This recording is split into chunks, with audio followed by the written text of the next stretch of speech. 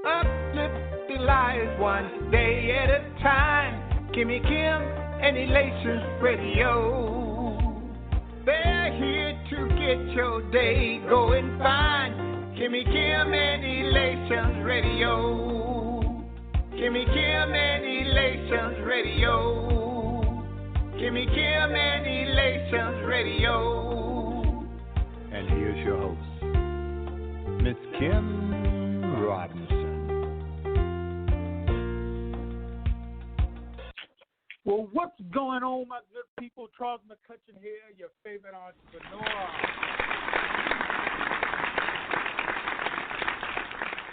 I would like to welcome you to Charles's Corner. This is a new year. This is exciting times for a lot of people. January is gone. February is about to be gone, and I hope y'all are ready. This is we have a lot planned for this year. And I don't want it to get to a point to where you look up and then it's December. And I think that's what's going to happen for a lot of people. And I only say that because what usually happens in November and December is we get excited. All this excitement is brewing and everybody's going to be doing all this great stuff and new me, new year, and blah, blah, blah. And then literally life sets in.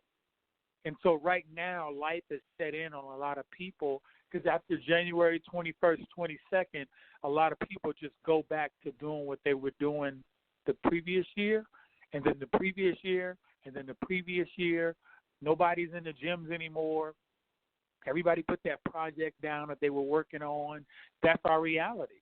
Everybody's going to work now, picking up the kids, and they back in the routine. But everybody kind of forget how it felt when they went on vacation and they was gone for 7 days. And they didn't have to answer to anybody. And they forget how it felt when they were on vacation and they were just on the beach looking at the waves going and saying, I don't never want to leave this place. This is like the best place ever. When they were on vacation and they were eating all the good food and the steak and the shrimp and the lobsters. Until to get to the last day, and then you eating peanut butter and jelly sandwiches. Everybody forget that they got to pay that mortgage, that car note. They forget those credit card bills. They just out there having a good time. Everybody forget when they was at Essence Festival or at the NBA or the championship games and just carrying on and just thinking life is good. And then reality sets in. And you have to, in a sense, what we say is, man, back to reality. It's like it's almost like you thought you was in another world. That's not the case though, because the sad part is, and just to be 100 with everybody out there, you haven't worked hard enough for that to get that lifestyle. So it's not yours. That lifestyle is reserved for people who live like that. Like on a daily, that's their daily lifestyle. But they put the work in or they got afforded that opportunity. And if they got afforded that opportunity, obviously they great-great-grandparents, their grandparents or their mom and dad or somebody instilled something or put something that might have been something that was passed down that they got to do. So now they don't have to work for nobody and, they kind of live the life of, in a sense, you could say luxury of having their time because that's all we're really looking for.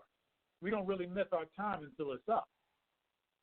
So today I'm going to speak on a few things, not things, a few things. That's going to touch on some things you need to be having in the front of your mind and just think about really. And some of the things are going to be something you can pass down from generation to generation. Because we don't really think about the next generation. We just kind of do what we do. And it's sad right now. Now, I don't know how old you are, but depending on how old you are, a lot of people have to take care of their parents, and we're not even looking at that. We're not looking at the extra burden that it may be. In a sense, we can call it a burden because if you don't know what's coming, you got to prepare for it in some type of way. So if you take on another person or two people in your household, that's mouths to feed. depending on, hopefully they're bringing in something, hopefully monetarily, maybe not, because Social Security is, it is what it is. It's not the end all be all. Social Security is not just saying, here, let me give you this $1 million or something to that effect. So today I'm going to bring up a few things, and some of this may resonate with you. And if it does, it does. If it doesn't, then you take out the rest and you keep what you need. This is built around, for me, putting everything together is financial freedom. And some of y'all, when y'all took those trips, y'all were doing, some of y'all did first class, some of y'all did coach. And what we usually do when we take these trips is we look for the cheapest tickets, and, we try to optimize. And, I'm going to take coach on this flight, and I may take first class on this one. I'm going to stay in an efficiency. We do all of that when we travel. So I want to ask everybody, I'm going to ask a few. I just like to ask questions to people just because, you just answer them the way you answer them. Y'all do know that the first class section of, the airplane, it arrives at the same location as coach, right? So first class and coach, they arrive at the same location. Now, I'm not saying it needs to be about first class. What I'm saying is, can you afford first class? And if you can, I'm going to ask why. And a lot of people say, well, I can afford it, but then in reality, hindsight being 2020, we start looking at the bills, the house note, the car note, and it's like, well, if I do this, then I can't do that. So can you really afford first class?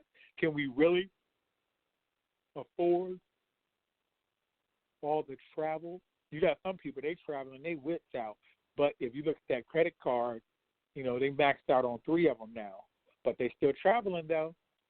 And I don't be in people's pockets. That's just what they do. I say God bless everybody. They're going to do what they do, live your best life. So when I say live your best life, and we start looking at the word and say we're supposed to be living in abundance, I ask people, like, are you really living in abundance? Like, is this what abundance is supposed to be? Your lifestyle, is that abundance to you? And if you're not, I would ask, why not? Because that's what we're supposed to be living in abundance. Oh, that's what I read. I don't know what y'all read. So as we look at life, and I look at my life and how I grew up, many of us, we learned to be poor at home. And I can say I know I learned to be poor at home because it was always, we can't afford it. And that was like the, money don't grow on trees. And I know some of y'all got that talking as well. So when I say that, we can actually learn to be poor. But I think what has to happen is we have to look bigger than where we are. And when I say look bigger than where you are, what I mean by that, I can only go by, how I grew up and what I saw and what I sought out. So I used to watch this show way back in the day. It was called Lifestyles of the Rich and Famous. And this guy used to come on and he used to talk about the yachts, and he had this accent, and he said, these people are very famous. He had his accent. And they would literally be in a whole nother world. And I sit there and watch episode after episode after episode, and it kind of just stuck with me. That's what it did. It stuck with me, and I would look at it like, why can't we live like this? That's what I was thinking about. I was like, why can't we live like those people? That guy's name was Robin Leach. I remember him. Robin Leach. He got a certain voice that he used to do, and he would just show like luxury. And I started from the projects. So I'm looking at them eating lobsters, and they had waiters, and they eating on fine china and in the best restaurants, and some of them used to be on yachts. And I'm just looking like, wow, that's like, and I had to be probably 7 or 8 years old, probably 9, I don't know. I don't even remember. But I know it was way back when, and I just look at our life to be like, we're eating government cheese, and we had peanut butter. I still remember it was in a white can with black letters that said peanut butter. We had powdered eggs. We had powdered milk. We had jelly. That was, I forgot what kind of can that came in, but that's kind of like, that's where it was. And let me tell you, the worst thing in the whole world is coming back to me now. One of the worst things to me. I don't know about everybody else. So imagine we used to eat a lot of cereal. So we used to eat cereal, but we used to have to eat it with that powdered milk. And if you ever had powdered milk, you stir it up with some water. You used to have tap water, no fancy Voss like some of y'all. So we stir it up with some water, and it comes into, it's a milky substance or what have you, but it leaves a film in your mouth. Like, it's almost like, I can't even explain. It's like a coat of paint over your mouth. I don't know. I don't even know how to explain it. But the powdered eggs, though, the taste of it just irks me. Like, I went to a restaurant, I remember, and when they brought the eggs out, I knew for a fact that they used powder in those eggs. And I said, I'm sorry, I can't. Do you have any shelled eggs? So when I go to different places, I will ask, do you have shelled eggs? And they'll look at me kind of weird and funny. I'm like, I can't do the powdered stuff. It's just a smell that just takes me back to just being poor, But I didn't know we were poor. Yeah, and that's kind of crazy because I didn't know. I literally, this is funny. So to me it is. So I literally thought that we had like new money. And what I mean by that, back in the day, they used to have food stamps, but food stamps used to come in a booklet, and it's almost like a little bit smaller than a dollar bill. It'd be a booklet, and it had numbers on it, like $1, $5, whatever, and you rip the pages out to use it to buy groceries. And so I figured it out. Like, we don't have any money. We're broke. We're poor because we had this, and I thought it was new money, truthfully. And so I was embarrassed to even go to the store with food stamps. That was just, being, as I was getting older, probably 10, I'm just like, wow, we got food stamps. It was crazy. And I didn't want to, if my mom sent me to the store to get some bread, I would try to pay out of my own pocket. And I would keep the food stamps because I didn't want to be perceived as poor. That's just what it was. So that's kind of like how I was growing up. So when I say we're supposed to be living in abundance, I ask how many are living in abundance. And many of us learn to be poor at home because money doesn't grow on trees, and I can't afford it because that's what we are. So when I say we have to talk to the youngins, the kids, we have to instill in them that it's not about money don't grow on trees or I can't afford it. What I teach my daughter is how can you afford it? And I say the money has to come from somewhere, but it doesn't have to come from you. I help her to understand that concept. I show her how to create money. So this is my belief. The more money that you need, like if you need money, then that's the less power that you'll have. Some people are so money hungry, they've allowed money to take over their whole world. And you got people out there, what they call chasing the bag, and I'm going after this money. I'm going to go get this money. And they're really not. I mean, if you can't chase money because it's fluid, it's current, it moves, it's currency. It's like water. It's like sand. It'll slip through your hands. So you can't really chase money. You have to attract it, but we weren't taught to attract money.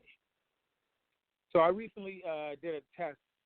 I did it today, and I asked a question out there to a lot of people. So many different answers, and I don't know if it's one particular answer because I just put up questions to make people think. So I asked the question: if you could have one of the three things, which would it be and why? So one of the things was an 800 credit score, 150 acres of land, or $10 million. I said, which would you choose? If you could have one of three of these things, just one. Which would you choose and why? 800 credits, 450 acres of land, or $10 million? Which would you choose? And I'll let people have at it. I'll let you think on it. I'll let you think on it. No, let's stop. So a lot of people chose $10 million, and I get it. But we must know that God is not making any more land. Please believe that. You have people from overseas flying over here, buying up land and everything else that's not moving and moving. People want to be millionaires so bad. They want to be rich so bad. But the thing is, I was told and I read that if we move the money around and gave, let's just use something that's out there, gave everybody $10 million, over time the money would go back to its original owners, because a lot of people don't know what to do with the money. Just like those who have won the lotto, and you hear about them as, how you won $10 million? How you don't have any money? You living in a trailer park, but you had $10 million, and they went through it because they didn't know about money. So it's one thing to have money, but it's one thing to know what to do with it, and it's not how much you have, it's what you do with what you have. So a lot of people are working harder for their money than their money is working for them. That's a sad case to be in. Another sad case to be in is if you slow down and your money slow down, you're in a sad situation. You don't get it. You don't understand that we need to be making residual. I got to write that one down. Shoot, if you slow down and your money slow down, then that's a sad situation to be in. So my friend, he posted today that, I got to find his post. I got to figure out what he said. And something kind of dawned on me of what he said and why he said it. I was like, interesting. So what he posted online, he said he was forced to take a day off for some business. And he said he hates not making money, and some can go without a job for years. He don't understand how people can do that. And then I said, that's because you have to learn how to make money residually. I said, whether you go to work or not, your money should be out there making friends and bringing it back to you. And then he said, well, Charles, I'm not on your level with that one yet, and maybe never, but I can get up and go for it for sure. And I said, it's not about a level to get on. You're missing the point. Anybody can make residual income, can make residual money. That's just what it is. Anybody can make residual. So that, in and of itself, it's more of thinking bigger than where you are. You know, that's what it comes down to. Thinking bigger of where you are. You got to really, you got to dig in to understand that if you don't have it, you got to go somewhere else and get it. And the information is already out there. I found this out. I knew it, but I didn't really pay too much attention to it. You got business owners out there who are, let's say they're just starting up, and they get paid less than their employees when they're getting started. And I asked the question to people, well, why is that? Why do business owners get paid less than employees? And then the answer to the question is, employees are working for money. The CEO is not working for money. The CEO is working to build a business. They're building an asset. So 9 times out of 10, everything they do goes back into the business. So you got some CEOs, they say within the first couple of years, your business can fail. And some CEOs, some business owners don't take any money for that first few years, and then they hit the 5th year and an explosion happens. So they can't take a profit, but when their business takes off, then they can get a bigger chunk of that money. It's like delayed gratification. And I just tell people, I've never seen anybody get rich working a job. You can get rich at home because you can actually build wealth. You can work on a plan. See, a lot of people don't work on a plan in their spare time. Think about it like this. That separates everybody. And this is what I do. I was told that if you tell me what you do with your time, if you tell me who you spend your time with, if you tell me what books you read, I can kind of tell you, how much money you're going to be making, or if you're going to be able to get out of the rat race, because it's what we put into our mind. And we got the game a long time ago, but we didn't really pay attention. A lot of us that, are middle-aged, I can call myself that now, we didn't pay attention to that game, Monopoly. Y'all remember Monopoly, don't pass, go, collect $200, all that kind of stuff, and you landed on the best properties. And I look at that whole board game differently now. Like, man, you want to land on Park Place, right? Park Place got you paid. You want to get that one house, that greenhouse. Y'all remember that? You get another greenhouse. You get another greenhouse. And then you get your fourth greenhouse, and then you get a hotel. So when people land on your property, they actually have to stay at your hotel. So now you charging them, you charging $1,000, $1,300 for them to stay at your hotel every time they land on your property.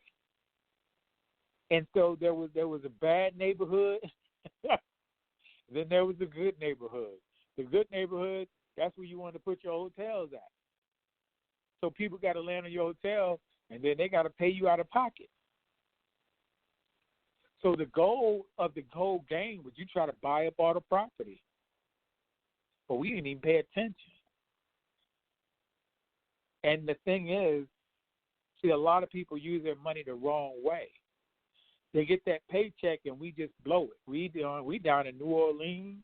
We had all the football games. We had championship games. We spending our money to be entertained. When you have those business owners, they're taking our money. So my thing is, if you have more money going out than coming in, you need to fix that. You got to change up your business model. Business owners, they putting all these concerts on and everything else under the sun, and we just, I want to sit right up front. Okay, that's $800. You spending $800, you up right up front. Listening your behind off at all these concerts. I'm not bad at you. Do what you do. That's $800 gone. But let's look at numbers from a number standpoint. Let's say you make $9 an hour. $9 an hour times 8 is $72, right? $72 times 5 days, that's $360 times 4, that's $1,440. $1,440 minus $800 is $640. You just spent literally over half.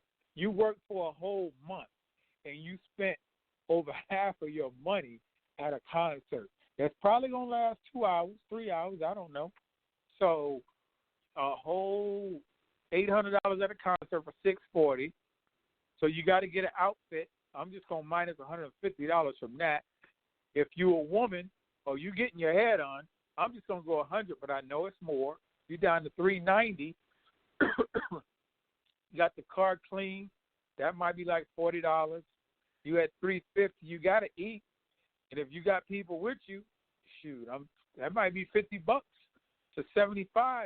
If you a man taking a woman out, that's that's $100 right there at least. So now you down to $250, and you haven't even paid your bills yet. So we find a way to do what we want to do. We make a way out of no way. That's what we do. We find a way. So you don't get rich at work. You get rich at home, but you build wealth at home. And as I tell people, we only have a limited amount of time, family. If you working 8 to 10 hours a day, if you working Monday through Friday and sometimes on Saturday, you have a little bit of time on Saturday. You have a little bit of time when you get off of work.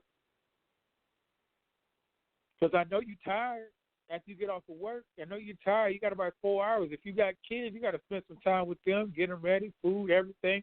And now some of them might be, doing their own thing, but you're going to talk to them for a little bit. That's 1 or 2 hours, and now you got 2 hours to yourself before you get up and go do it all over again. So how do you spend your time? You got to drive to and from work. That may be 30, 45 minutes to an hour, both ways. So your paycheck doesn't make you. What you do with your paycheck can make you or break you. I'm not saying don't do nothing, but you got to kind of look at it and say, okay, from what I'm looking at as far as expenses are concerned, because I had to do this. I was overspending like crazy. I still was making great money. At least some people say 6 figures is great. And I was spending 6 figures. So if you make 6 and you spend 6, you're at 0, my friend, or you at negative. Or you say, I can just wait and I'll pay it on the, when I get paid at the end of the month, but then you taking money from the next month. To the parents out there, let me ask you a question. Will your child or children have to work as hard as you did? Don't everybody answer at once. To the parents out there, will your child or children have to work as hard as you did when you were coming up? Huh? Will your child be able to retire by the age of 30 if they want to? Will your child be able to retire at the age of 30 if they choose to? And when I say retire, what I mean is, will they be able to have their time to spend it how they want to spend it? To build if they want to build. Will they have that? What if they want to spend time with you? Are you going to give them that option? Because parents, it's on you. Parents, your children didn't ask to come here. Neither did you. But if you didn't get it, you got to be the one to give it. Don't give the same thing that you got. If you didn't get anything, why do you want to leave that to your children? Nothing. Why? They didn't ask to come here. Leave them with something more than what you received. It's going to take you getting up off your behind and going to go get the information, the right information, and it's going to take dedication. It's going to stop with the excuses and then make it happen. That's what it's going to take. I dare you to write a letter to your kids and tell them that they have the ability to not have to worry about money because mommy and daddy has it for action. I dare you to write that, and I dare you to tell it to them and sit them down and read it to them. I dare you to do that. And now you're holding yourself accountable because they're going to be looking for that. Trust me on that one. They're looking for it. If you tell them, they're going to look for it. And now it's up to you to provide because you should be doing that anyway. Now, this is the mindset thing that a lot of people don't want to think about. This is where a lot of people, in a sense, lose the way I look at it. We talk ourselves out of being great. It won't happen to me. I know I won't make $1 million. That's what some people I've talked to said. I'm like, well, you are 100% correct. Whatever you believe is your, that's what you believe. Study real hard, go to college and make good grades, graduate and go look for a job. And that's what we're selling to our kids. It didn't work for you. Why do you think it's going to work for them? I'm not saying not to go to school. I'm not saying not to study real hard. But I'm saying we have to change the game up to give them something we didn't have. And if you don't have it, you must go out and get it. Your mind should be allowed to dream bigger than a job. Like I said, there's nothing wrong with having a job. The job pays the bills, but it's the paycheck and what you do with the money from the job that matters more. Did you know you have the opportunity to look for opportunities by getting out of school and looking for jobs? There's a lot of opportunities out there. And I remember a saying, as a man thinketh, so is he. As a woman thinketh, so is she. As a person thinketh, so are they. So, let me sum this up real quick. You can sit in first class if you want to. You can sit in coach if you want to. They're both still going to get there. The one thing I ask you is, can you afford first class? Everybody want to be a millionaire, but nobody want to put the work in to be one. Everybody want money for degrees, homes, cars. So let me ask you this. We're also in tune in what we want. Have you thought that maybe, just maybe, you won't get to the riches and live in abundance because you're only helping you? Just a thought. Why is he giving out blessings if it's not going to be passed around? Think about that. Some people want it for me, I. I'm just saying. I'm not, to each his own, but I'm just saying. Y'all better get a piece of this. I'm just speaking, y'all. I'm just speaking on things that I see, things that I do, and I want everybody to just, take a piece of it and then go from there. That's all. I don't want you to do anything else. Take a piece of what I do and say and give and do something with it. That's all. Please do something with it. So I do want to thank Miss Kimmy Robinson, Elation Radio, Elation Magazine, and Elation. There's a lot going on. I am in the trenches, but I prayed for this, and I'm working for it, and my territory is getting bigger, and I'm thankful. I'm humble, and I'm thankful. So I'm going to pray us out. Dear Heavenly Father, I pray to you right now to bless everyone as they're going through the trying times. I'm going to pray for everybody's strength, everybody's unity, and empowerment. Dear Father, let them know that everything happens in your time. I know you'll provide the strength that we need, and know that in your time that everything will be right on time. Father God, we know you're all-knowing, and we must believe and trust in you. Please ensure that we manifest the destiny and the glory that you've already set forth in our lives, Father God. Ensure that we use up the territory you've already given us, dear Lord. I pray for everyone to gain more strength. I pray for everybody to gain more wisdom. And I know that you know, without a doubt, that joy comes in the morning. In your name I pray. Amen, amen, and amen. My name is Charles McCuthchen. I'm your favorite entrepreneur, and nobody, and I mean nobody, is going to stop me. Catch me if you can on social media, charlesmspeaks@yahoo.com. Charles, the letter M is in Mike, Speaks, SPEAKS @yahoo.com. I'm all over. Just hit me up. I'm going to get back in touch with you. I am human, but I'm still hungry. Y'all take it easy. Love y'all.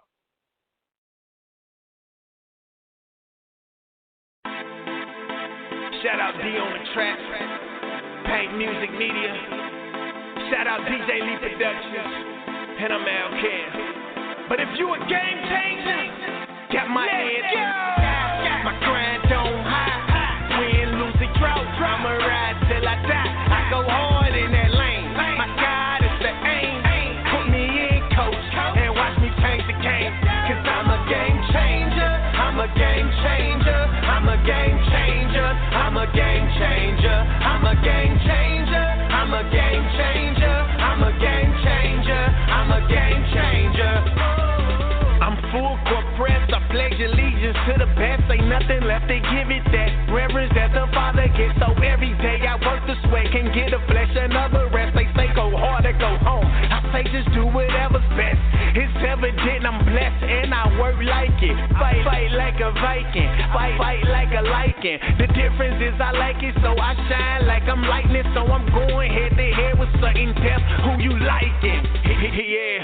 So it's time for coach to put me in. I'm strapping on my shoulder pads, lacing up my cleats, and then I'm gone with the wind. Like I'm gone in 60 seconds. You can't hold me, you can't check me. Check the memo, check the message running through. Like I'm bad as I'm trucking whoever standing in my way. Ain't no way you gon' stop me. You better off to let me in. Cause I go hard, even though they say no way that I could win. Like I'm Brett Ford, I'ma ride this way. My head to the sky, my grind on high. Win, lose, or drought, I'ma ride till I die. I go hard in that lane. My God is the aim. Put me in, coach, and watch me change the game. Cause I'm a game changer. I'm a game changer. I'm a game changer. I'm a game changer. I'm a game changer. I'm a game changer. I'm a game changer. I'm a game changer. Yeah, I told you once before, my God came to change the game. Different outlook on to life, a different way to play the lane. Now my rushing yours is skyrocketing. Now I'm so insane. For the kingdom building, now my shot, it cannot be contained. So gon' pray for change for myself and then what I can. I don't need no euros or no pesos or no money grams. Shout out to Wado, cause I know that he gon' play this fam. The FCA Sports Camp, Game Changer, Summer Jam. I don't need 100 grand to tell them that they need the lamb. It's heaven, it's just who I am. Al Cam, this where I stand. Man, I'm gon' play the fist. It's too deep to turn and quit. It's like I'm out from the trap to turn around, get back in it. Never that's not insane. It's evident your book they chain. Like I'm Jack Johnson. The same year he changed his name. So I sacrifice my life for the cause just to win. And if you a game changer, let me see you represent. My grind don't hide. Win, lose, or draw. I'ma ride till I die. I go hard in that lane. My God is the aim. Put me in, coach, and watch me change the game.